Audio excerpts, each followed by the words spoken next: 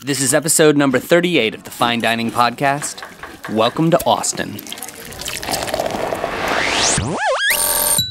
This is Mystery Meat's Fine Dining Podcast, helping foodies discover new restaurants and new friends. Here's your host, the founder of Mystery Meat, Seth Ressler.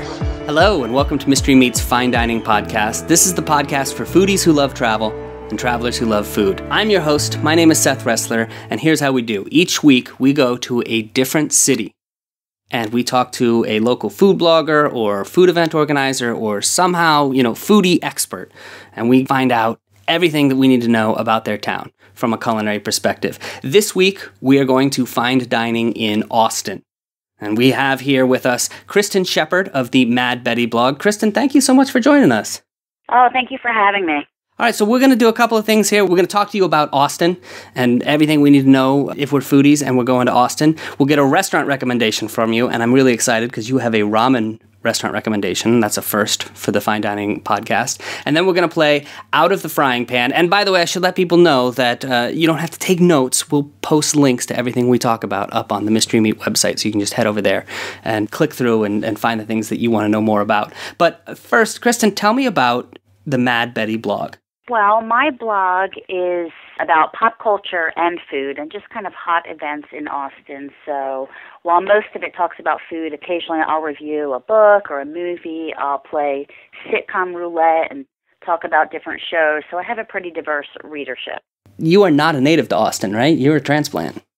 I am a transplant. I would say at this point, most of Austin is transplants. People are coming to this city in droves, and our capacity is at 100%. We have a wait list of people waiting for apartments to be built to move here. Now, what's driving that? I know there's a lot of tech down there. I know it's just a cool city to live in, too. I mean, I love that city. Why are so many people flocking to Austin?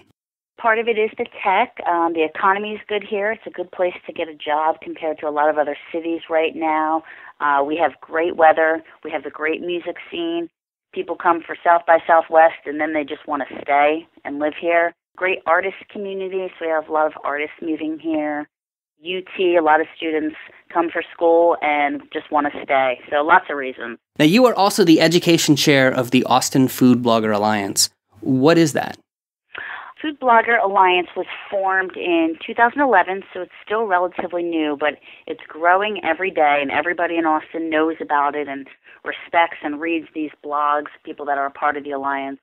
And it was formed just to bring the bloggers to work together and engage the community and set a high standard of transparency and fairness in blogging and really adhering to a code of ethics. I like that. I think that's cool. Bloggers helping bloggers, especially because I have found food bloggers to be just a really friendly, really intelligent, cultured, great people to hang out with, you know? They are, especially in Austin. They're really, really a welcoming group. All right, let's talk about Austin then. And first of all, I asked you to find a trivia question for me about your city. So what do you got? I'm wondering if you know what drink Austin is known for. We have one signature drink, although we drink everything. Austin has a signature drink. What is it? And when you say signature drink, are you saying alcoholic, or is this like a lemonade or iced tea or something like that? Oh, it's alcoholic. Oh, okay. And cocktail, or is it? Yes, it's a cocktail. All right, it's a cocktail. So I got to think. I mean, I wonder what the base spirit is. I think bourbon has got to be, more Kentucky and that area. Moonshine. I don't know. Let me think on that for a bit, and we will come back to it, all right? Okay. So tell me, what else is Austin known for besides this drink? I mean, what kind of foods does Austin have a reputation for? Well, Austin's got a great reputation for barbecue. Let's start with barbecue. What is the difference between Texas barbecue and other styles of Southern barbecue? It doesn't need sauce. It's very much about the long, slow process of smoking meats. Brisket especially is a local favorite. It's a labor of love. Not everybody can do it, and it stands on its own. It's very good quality meat, cooked slowly for a long time until it is tender, juicy, falling off the bone, really something to behold. You're making me hungry just talking about it. Now, the place that I've been in Austin, which I think is sort of the legendary place, is, of course, the Salt Lick. Yes, Yes, the salt lick is amazing. They say you can smell our pits for miles, and it's true. When you're driving there, it's in a little remote area. You roll down your car windows and you can smell it from quite a distance away. They pack in thousands of people every day. And they've just got this huge just pit right there in the center of the restaurant, and you can still see the cows milling around, right? Yes, it's super cool, and you can bring a cooler full of beer and stay and hang out for a while. It takes a little while to get there, so when you go, you want to stay for a few hours. Right. We have to remind people that this is not the Salt Lick at the airport. I mean, there is one there, but there is one at the airport, and if you can't make the original Salt Lick trip while you're here, the airport version does do in a pinch, but you won't get the full experience because, of course, you're in the airport. Because the Salt Lick is outside of the city, right? I mean, it's a good drive away. It is. It's 13 miles out of the city in a little town called Driftwood. Right. But if you can't make it there, what other barbecue places would you recommend people go check out in Austin? Franklin Barbecue is the barbecue place that everybody's talking about. That is right in the city, and they sell out every day. So it's not a place you can just drop by and grab lunch. They recommend that you bring a chair, bring some beer, and show up at 9 a.m. and get in line. Woo! That's early. Wow. All right. Yeah. I'll have to do that. Texas, obviously, you are right there near Mexico on the border. I imagine that Mexican food's got to be pretty good in the city of Austin. It is. Austin excels in both interior Mexican and Tex-Mex. There is a difference, and a lot of people don't know that. Yeah, get into that. What is the difference between Tex-Mex and Mexican? Mexican food, I would say interior is a little more simple, where Tex-Mex has a lot of American influences. When you think of Mexican food that has a ton of sauce on it, a ton of cheese, that's Tex-Mex. Interior Mexican is a lot more simple. You might get a simple taco of a grilled meat with a little cilantro and raw onion on it. Also delicious, just a completely different animal. Now, I've been told that there are ingredients that we think of when we think of Mexican food, probably because of things like Taco Bell, that real Mexican food doesn't use, like sour cream, for example. Yes, sour cream, again, a lot of cheese. That's really American perversions. Talk to me about some of the different dining districts. Give me one neighborhood I should explore if I come to Austin for the first time and I'm a big foodie. I would definitely visit South Austin. That is where I live, so I'm a little partial, but it is definitely a booming scene. Anything from food trucks to expensive and fancy, any kind of cuisine you could possibly want, you can find in South Austin. And food trucks, are they exploding there like they are everywhere else in America? Yes, it definitely seems to be part of the national trend, but yes, that is what's going on in Austin. Food trucks, gourmet food trucks, simple food trucks, they are everywhere. Any kind of cuisine you could want, you can get out of a truck in Austin. All right, so South Austin worth checking out. Anywhere else? Well, North Austin is where you can find the best Asian food, the best Chinese, the best Vietnamese, some of the best Thai, I would say, and, of course, the ramen. You have to drive to North Austin for ramen. Now, does Austin have, like some cities have a Chinatown or sort of an ethnic enclave? Is that true in Austin, too? A little bit. I think that's growing more. Every day it's becoming a little more diverse here, and partially because of the tech companies, I think, is bringing people from all over the country and all over the world to live and work here. So they're bringing new cuisines with them. Okay. What about chefs? Any that we should keep our eye on from the city of Austin? Well, of course, Top Chef Paul Key lives in Austin. He is a local favorite. He has a widely popular food truck called Eastside King and keeps opening new ones every day. So just last week, he opened a new one in the back of a bar called The Hole in the Wall, right by UT, and they serve ramen. So this was hot news that Paul Key is serving ramen. Really? Yeah. And he's doing all food trucks. Does he have any restaurants? Not yet. He doesn't have any brick and mortars yet, although I've heard that there are 2 in the works. And we're going to talk a little bit more about ramen. I don't want to leave that off, but I know that when we get to your restaurant recommendation, we're going to talk quite a bit about ramen. But before we do, what about events? What about foodie events? Are there things that I should check out while I'm there? The biggest event is the Food and Wine Festival. So in 2013, that will be from April 26th to the 28th. And we have a lot of big-name people coming. Tim Love, Adam Richman from Manny's Food, Marcus Samuelson, Andrew Zimmern. Adam Richman, That guy scares me. I mean, I like to eat at the places that he goes, but, you know, if you go onto like Netflix and you start watching the seasons, you know, the episodes in a row, he looks like he's closer and closer to death as each season passes. Absolutely, absolutely. I've heard that he has to pretty much go on cleanses between seasons. I mean, it's pretty abusive to his body, so I'm grateful that he does this for us. Yeah, I mean, each season he's just a little bit bigger, just a little bit whiter. You know, it's T-shirt's a little tighter. Yeah, oof, it's not good. All right, I'm sorry. Go on. What else have you got there? So then we also have some, you know, our local chefs going to the Food and Wine Festival. Paul Key, Tyson Cole, Aaron Franklin from the Franklin Barbecue, father and son duo Jack and Bryce Gilmore, who have very successful restaurants. And the festival is not cheap to attend. For just a tasting pass, it's $250 a ticket. Woo! And for the full experience, the Savor Pass, it is $850 a ticket. Holy, what does my extra $600 get me? It gets you first taste, priority seating, kind of the whole VIP treatment. This will be really fantastic. You get right up close and personal to all the talent, and you get to ask questions and really kind of mingle. So this is not for your hobby foodie. This is for the real deal. This is an investment. All right, so this is something I save up for starting now. Right. And I make a choice. Either I go to college or, you know. Right. Good to know. What else? What else we got that's a little less expensive in terms of food events in Austin? Well, you know, our music events are really tied up with food now. So the Acl Festival has really become a big place to sample lots and lots of food. And ACL is Austin City Limits, for people who don't know, right? Yes, Austin City Limits Festival. It's a 3-day music festival, and it gets bigger every year. So in 2013, they've actually expanded it to 2 weekends. Wow. As a city, Austin really knows how to do festival. I mean, I've been to South by Southwest for a number of years, and I gotta tell you, I mean, you do festivals better than anybody I've ever seen.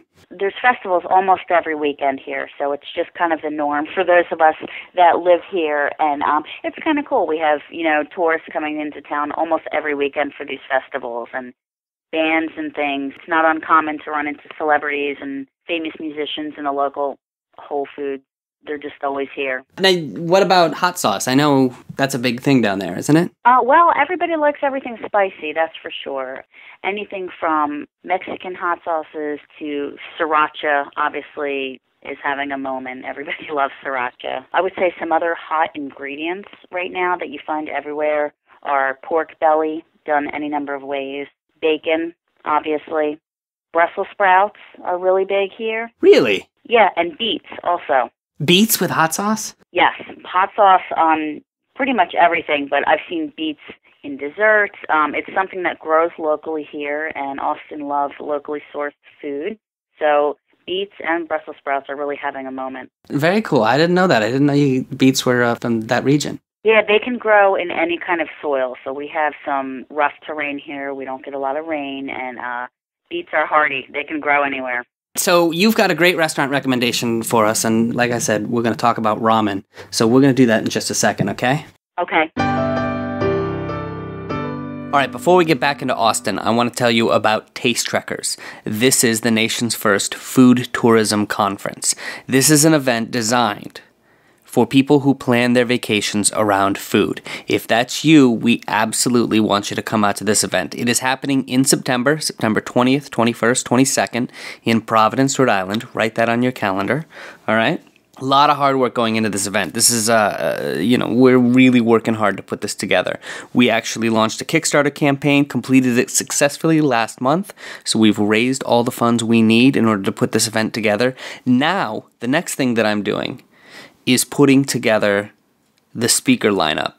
We've got Chef Matt Jennings from Farmstead, who's absolutely a fantastic chef. He's like the hottest chef in Providence. He was just shortlisted for the James Beard Foundation's award for Best Chef Northeast for the second year in a row. He's got all kinds of accolades. Go Google him. Matt Jennings from Farmstead. He's terrific. That guy is going to deliver the keynote address. All right? On top of that, We've already announced 4 of the other speakers. We've got Tim Brown, who is a culinary instructor over at Johnson & Wales, which is a fantastic, fantastic culinary program that they've got at Johnson & Wales. Anyways, he is a chocolatier, and he has actually served, among other people in his career, Nelson Mandela.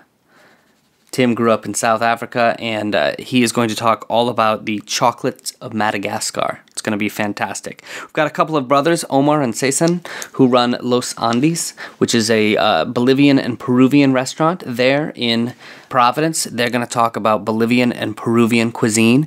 We have Frank Martucci of the United States Bartenders Guild and also of the Twin River Casino, where he handles beverages. He's teaming up with Brent Ryan, who is the master distiller for Thomas II Rum out of Newport. They're going to talk about the history of rum throughout New England.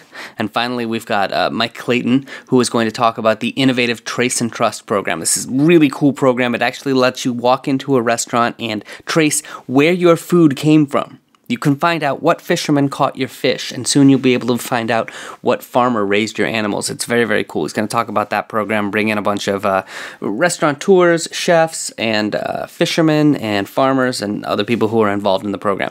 It's going to be great. So that's who we've got lined up already. We've still got more slots. So if you are somebody who would like to speak at the Food Tourism Conference, head over to the website, tastetrekkers.com, and you can find a link where you can submit to be a speaker. Or if you know somebody who you think would be good, head over to tastetrekkers.com, pass that link along, or just shoot us an email, through the Contact Us form, and let us know who you'd like to hear speak at the nation's first food tourism conference. But like I said, mark your calendar, September 20th through the 22nd, Providence, Rhode Island is going to be an absolutely fantastic event, and you can head to tastetrekkers.com for more details. All right, we're talking with Kristen Shepard, who is the author, copy editor, CEO, king, whatever, of the Mad Betty food blog in Austin, Texas. Where did you come up with the name Mad Betty, by the way? Mad Betty is really an English term, just kind of for a crazy on any level. My name is Kristen, which has 6 or 7 different spellings, so I didn't think I should use that in a domain. Everybody can spell Mad Betty, and it gives me the flexibility to change the terms of the blog if I want to. Gotcha. So before we get to your restaurant recommendation, you asked a trivia question earlier. You asked, what is Austin's signature drink? And we've determined that this is a cocktail of some sort, meaning it's not just the base spirit, it's an actual cocktail, right? Right. Tell me what the base spirit is, because I really have no idea where to go with this. It's tequila. Okay, that makes sense. Obviously,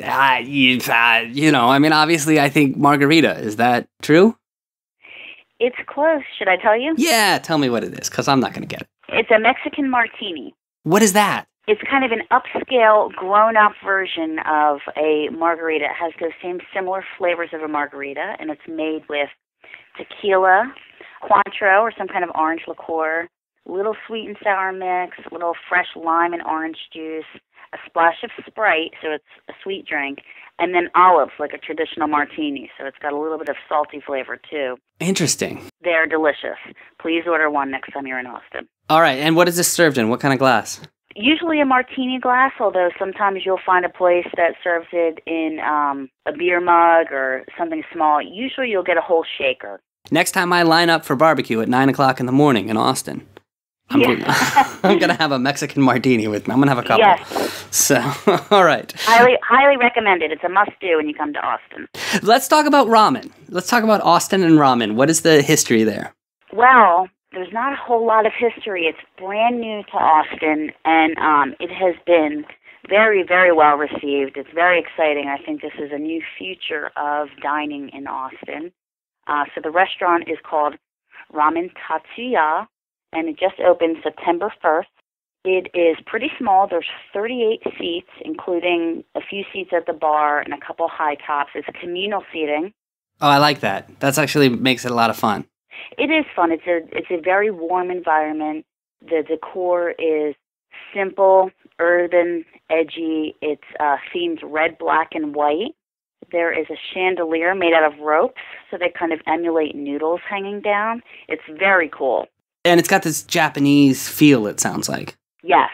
It's very Japanese. There's a custom-made kimono hanging on the wall.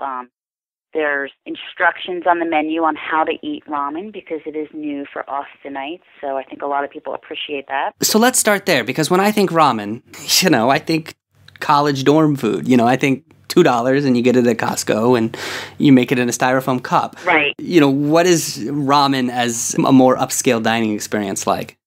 Well, traditional ramen, the way it's made in Japan, is soul food. It's Japanese soul food, and the little ramen that you have in college that's, 15 cents a pack and takes 2 minutes is completely different than the real thing. The broth itself, traditional tonkatsu broth, can take up to 60 hours to make. Wow. Yes.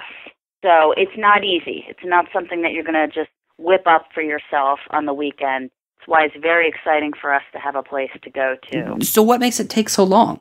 It is made from pork bones, boiled over hours and hours of time. And when you're finished, you take them out, and they're just bleached white, little tiny rocks. All of the marrow and any kind of meat disintegrates, congeals, turns into this creamy, white, very rich broth. And what about the noodles? The noodles are traditional alkaline noodles, which are a higher quality than the little packs of ramen that you get, but the same kind of texture. You want it a little al dente. They soak up the broth. They get coated with this rich, creamy broth, and you're supposed to slurp them. We've always been told not to slurp. Well, ramen, you are supposed to slurp. It aerates the noodles. You can taste the broth better. It's a whole culture in eating. And is that what the instructions at the top of the menu say? Yes, yeah, they tell you to slurp. You absolutely have to use chopsticks. They're not going to provide you a fork. Nice. I think they have those beginner's level chopsticks that are kind of attached in the middle like a clothespin. Right. If somebody really needs them. So you're supposed to inhale the broth first and then give it a taste. Taste the broth, taste the love in the broth before you start to slurp the noodles. And then you're supposed to eat it rather quickly. You don't want the noodles to kind of fall apart in the broth. They can become over-soaked, a little fat. So who is the chef behind this place? There are two. So it's Tatsu-ya and Takayu Matsumoto. And they were actually big DJs in Austin first. But they were both very passionate about food, and they wanted ramen so much that they went ahead and opened a business. And this is their first? This is their first.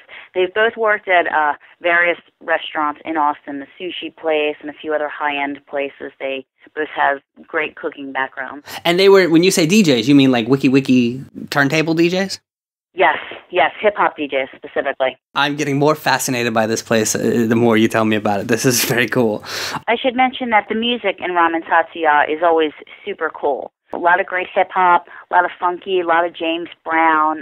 You just feel cool being in there. So you feel like you're an episode of Entourage as soon as you walk in? Yes. Nice. All right, so I walk in, I sit down. Tell me, as I'm looking at the menu, what do you recommend for an appetizer? They have a really great appetizer. They're called katsu sliders. They are like little Japanese hamburgers. So they are delicious beef, and then they deep fry it. And they put it on a sweet Hawaiian roll with some sauce, some mayonnaise, some slaw. So it's a little bit sweet, a little crunchy, very meaty, delicious, wonderful. That sounds fantastic, but it doesn't sound all that Japanese. It is. Japanese street food is really focused on burgers. I'm not sure where that comes from, but these kind of hooked up, fancy burgers, especially with sweet and slaw on them, is very Japanese. All right, very cool. So we'll order that. Any other appetizers you recommend? I love their gyoza, pan-seared dumplings, crispy, meaty, with a great sauce on the side, great for sharing. I love edamame, too. Ramen can be heavy, so a nice green, light appetizer is appealing as well. Yes, definitely. And then as we head towards the main course, what do you recommend? I would recommend trying the traditional tonkatsu ramen. It comes with pork belly in it, some mushrooms and other umami toppings. There are different things you can add on if you want to.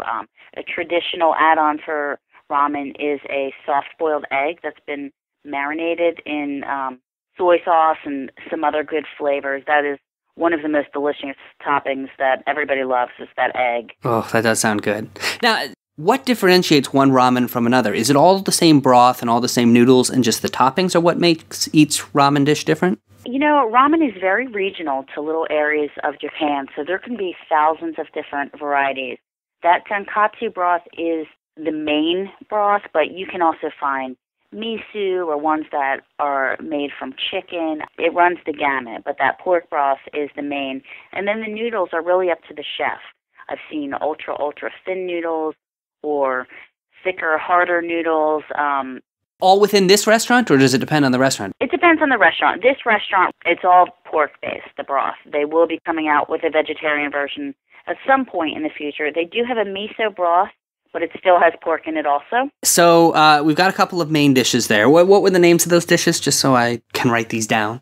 Tonkatsu Original is one. If someone is looking for the miso, there's two varieties, and they're called miso hot and miso not. I like those names. What do you pair with ramen? I mean, what do you drink when you are having a ramen dish? I believe that beer is the perfect pairing. They have a couple different selections from Austin Beer Works, which is a local brewery, very, very popular. And then they also sell different Asahi beers. What is an Asahi beer? Asahi, I think it's just a Japanese brand. Oh, okay. They have sake, too. And then what are we going to spend here? I mean, it's obviously going to be more than 15 cents. Right. The ramen itself is $10 to $12 a bowl, and then more if you add a few things on. It's enormous. It is a great bargain for the amount that you're eating. I think you can get out of there for about $20 with an appetizer and ramen and a drink. Oh, okay. So that's not that expensive at all. It's not bad, and I should mention that people line up there every day. So before they open, there is a line of people waiting outside, and it moves pretty quickly. As soon as you sit down, your food is plopped down right in front of you. They obviously put a lot of love and work and preparation into this food, and it has been so well received by the community, a community that was unfamiliar with ramen. That's cool. That's cool. There's one other thing I want to ask you about, because you've got some fantastic pictures up on your blog, and that's the bathrooms there. Yeah, the bathroom is very, very cool. It was painted by a local artist group called the Blue Dozen Collective, from floor to ceiling covered with Japanese-themed murals, all in red, black, and white. And I recommend going into both the ladies' and the men's room and checking them out, because they're very different. Oh, really? And you can do that? I did. I mean, as long as it's empty. All right, then. I don't know why. I tend to judge a restaurant by the quality of its bathrooms, and I love it when restaurants do something really, really cool with the bathrooms. Absolutely. All right, you ready to play a game? I'm ready. This game is called Out of the Frying Pan. Here's how it works. I am going to ask you for a bunch of recommendations. You just tell me the first thing that pops into your head. All right? I'm ready. All right. Austin, Texas. You got a lot of cows down there. So I have to imagine that there's some pretty good steakhouses. What's your favorite steakhouse to go to? The Roaring Fork. There are two in Austin. I prefer the one that is right downtown. It's right by the Capitol. They cook a great steak, and it's everything you want Texas to feel like. It is dark inside, lots of Texas decor. Feels like old Texas. All right, you mentioned food trucks and how they're popping up in Austin. Do you have a favorite food truck that people should check out? I do. If I had to pick one, I would pick Cilantro. They have 4 or 5 trucks roaming around Austin, but there's always one downtown. It is great after the bar, and they have an amazing fusion of Korean and Mexican food. I am seeing that actually in food trucks in a couple of places. I saw that in Portland, this Korean-Mexican fusion that sounds just really interesting to me. So good, such different cultures, but who wouldn't love to put both hot sauce and kimchi on everything? It's a wonderful pairing. What is a Korean-Mexican dish, for example? Like a taco with kimchi or other Korean flavors, bulgogi beef on there. They're very famous for their kimchi fries, which are French fries with bulgogi, whatever kind of meat you want, or tofu or meatless, kimchi, sriracha, some veggies on there. Really delicious. It's the best thing after the bar. All right, I know you're from Jersey. Have you become a Longhorns fan yet? I would have to go with the Giants. Okay, I understand. But let's say you wanted to go to a bar to watch the game. Is there a favorite bar that you have to go? Yes, Red's Port. Great bar, great beer list. I can walk to it, which is super cool. It's a fun place to meet with friends because they have a lot of games. You can play horseshoes outside, or there's skee ball type things inside. They have board games hanging on the wall, so if you want to stand in line for the bathroom and play Operation, you can. It's a very unique place. Nice. We talked about the difference between Tex-Mex and authentic Mexican food. Where's the best place to go for Tex-Mex? That's a contentious question in Austin. Everybody has very hard and solid opinions on it. I'm going to pick Trudy's because I think everybody from out of town should try Trudy's. They're the ones that invented the Mexican martini.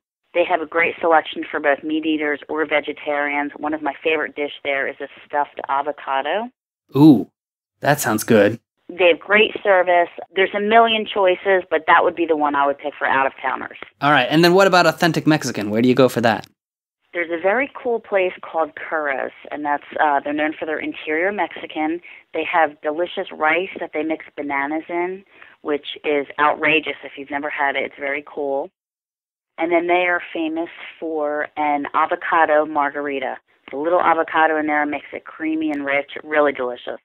All right, and that leads me into my last question then. What is your favorite name for a restaurant in Austin? Bangers. Bangers?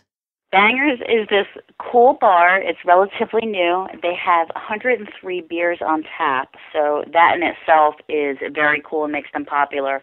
But they make lots and lots of artisan sausages, or bangers, as they call them. Ah, yes, I had all sorts of other possibilities of what that could mean. Okay, so like a bangers and mash kind of thing. Exactly. Ah. All right, you passed. Congratulations. Whew. Pressure's off. You can relax now. The restaurant recommendation is Ramen Tatsu-ya. It's located at 8557 Research Boulevard, Suite 126 in Austin, Texas. People can go online and find it at ramen-tatsuya.com. And Kristen Shepard of the Mad Betty blog, where can people find you online, on social media, things like that? madbetty.com. You can also find me on Facebook if you do a search, and my Twitter handle is blogmadbetty. All right. Thank you so much for joining us. This has been fantastic. I learned a lot about ramen today. Thank you so much for having me. All right, this has been the Fine Dining Podcast. My name is Seth Ressler. A couple of notes. First of all, if you want a mystery meat dinner in your town, all you have to do is head over to mysterymeat.org. Click the big orange button that says Get an Invitation and sign up. Tell your friends as well, and we will bring a mystery meat dinner to your city. While you're there, you can find links to everything we talked about in this blog episode. You can also follow us on Twitter. We are mystery_meat, M-E-E-T. You can find us on Facebook, Mystery Meat as well, or you can head over to iTunes, subscribe to this podcast, and if you're feeling really generous, do us a favor and leave a review. And finally, if you'd like to be a guest on the podcast, if you're a food blogger, food event organizer, passionate foodie, you spend all day on Chowhound and Yelp, you just want to tell us everything that there is to eat in your city, head over to Mystery Meat, click the Contact Us link, and send us an email. We would love to have you on. Thank you so much to Kristen Shepard of the Mad Betty blog for joining us, and we will talk to you next time. This has been Mystery Meat's Fine Dining Podcast. You can find links to the websites mentioned in this episode at mysterymeat.org/podcast. Thank you for listening.